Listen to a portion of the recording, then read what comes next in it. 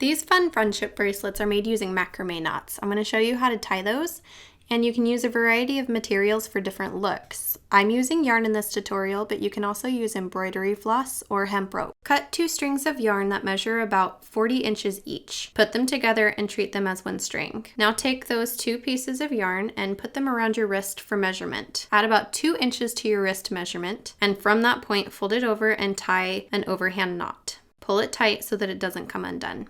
Once you have your knot, you should have 2 loops at the top, and then you're going to have 4 strings coming off the bottom, 2 short strings and 2 long strings. Take a piece of cardboard, cut 2 slits in it, and slip your yarn onto the cardboard. The loops will go at the top of one end, and the short strings will go at the bottom of the other end. This will hold it taut so you can tie your knots. Start your knots by taking the left side and putting it over the top of the middle strings, the short strings. Then take the right string and put it on top of that string and feed it underneath the middle strings, through the hole, and all the way through to the other side. Pull it tight all the way to the top where your original 2 loops are.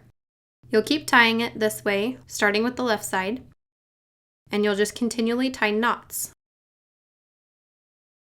Always starting from the left side will give you a very twisted look.